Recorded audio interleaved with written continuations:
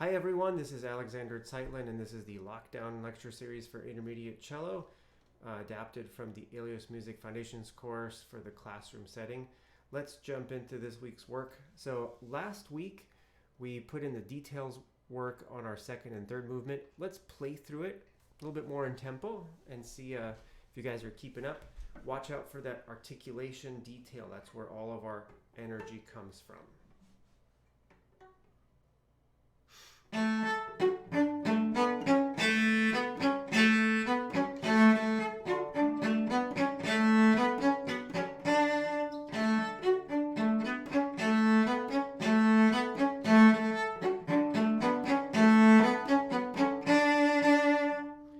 Let's go to our second movement.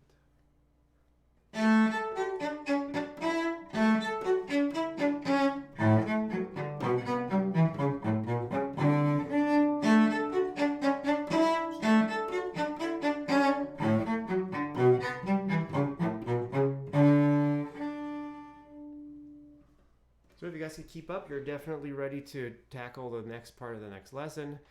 So moving over to the sixth movement, last week your assignment was to go through it in a moderate tempo, as this is our moderate working tempo. So I'll play through it once. You guys can play along with me and see if you can keep up. Then we'll talk about the new stuff for this week. Here it is from the beginning.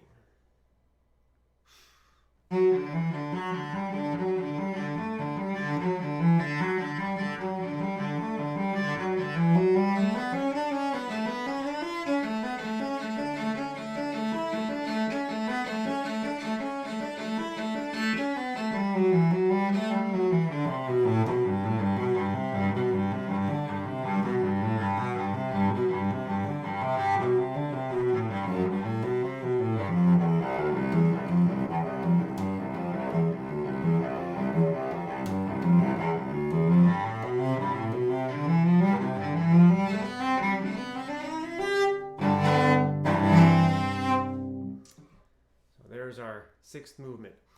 Now, that should be your goal tempo. Maybe that was actually a little fast for our goal tempo, but you know that full tempo, if you listen to the recording, is something more like this.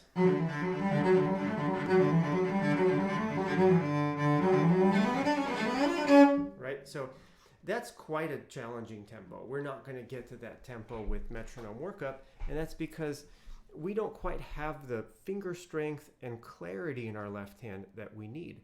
So today we're going to take a look at a technique, a special practice technique that will help you guys prepare that. We've already learned one special practice technique. We've seen our vibrato conditioning, and that kind of helps us infuse every note with vibrato, which is something we need for slow movements. But this is a sort of velocity technique developing drilling method. So it's essentially called rhythms reverse. I haven't really come up with a better term for it, but it originates in the old Russian school, and it's a great way to practice something to kind of pick up speed. And what we do is we take any notes that are of homogeneous rhythm, so like the same rhythm, like all these 4/8 notes, and we just take every two and make the first note long and the second note short. Make it a dotted eighth and then a 16th. And then we take the next two and make a dotted eighth and a 16th, and then so on. We just keep on doing that. So we can take a look at, for example, the first few notes here in the movement, and they're all 16th notes. We just make the first one long, second one short, and it would sound like this. Here's how we would practice that.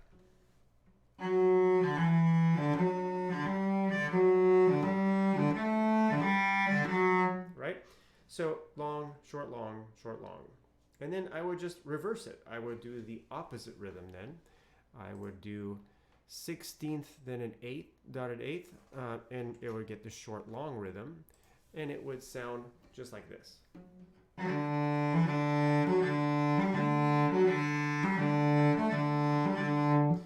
And so again, here's the first one. Here's the second one.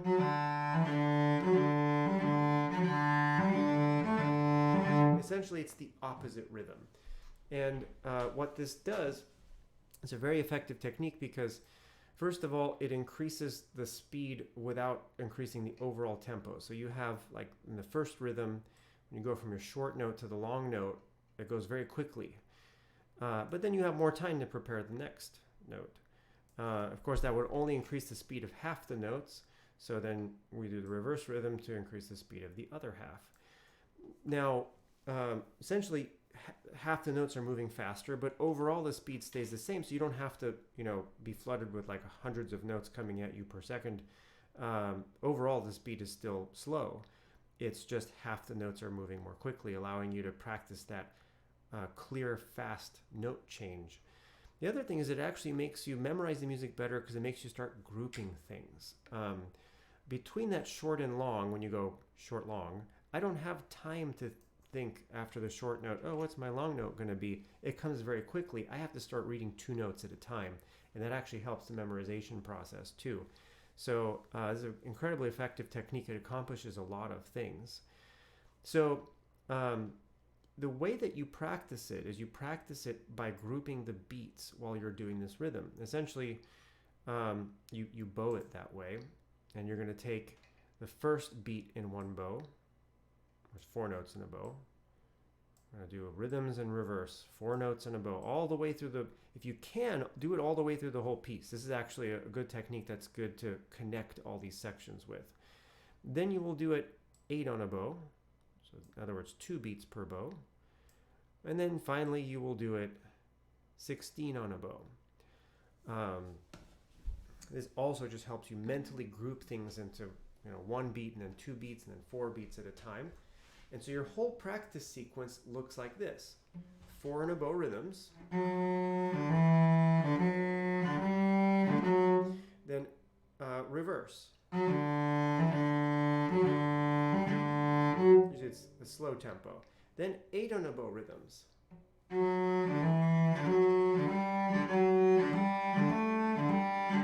You see you'll have to do a slightly faster tempo. And then reverse. And then finally 16 on a bow rhythms.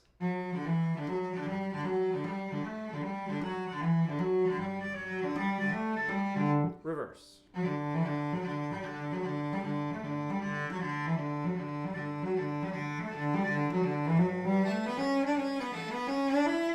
You're going to essentially go at least through a couple sections, if not 3 or 4, if you can.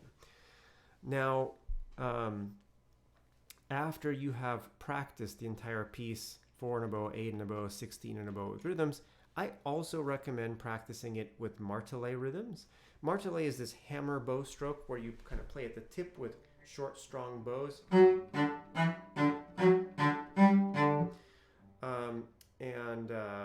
Then you can do rhythms. Reverse.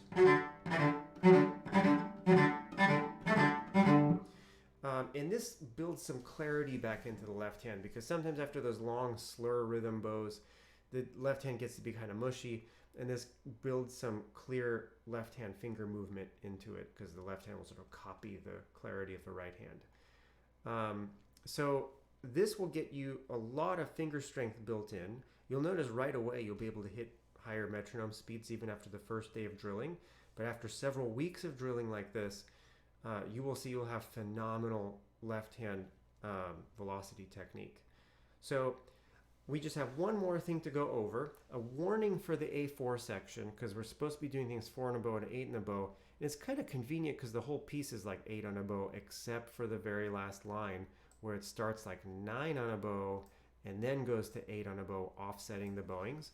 Still practice that one 4 on a bow and 8 on a bow, because that way you can mentally group things in terms of beats and then instead of in terms of bows. And then the last thing is we've got 2 chords. Now most of you could probably figure out just how to play a chord, but we'll go over how to drill a chord so that it sounds good. And this is our chord breaking practice technique. And any chord, 3 notes or 4 notes, you basically just split it into the bottom 2 and then the top 2. So I have this 4-note chord, and this actually kind of looks like how I play the chord. I play the bottom 2 notes and then the top 2 notes, all in one bow. But you're going to practice it with a long break in between so that you can prepare the bow change and make sure that the bottom of your chord sounds very full with good sound, and as you're using the right amount of bow. Stop, change. Okay, and you practice that a few times. Stop. And then finally with no stop.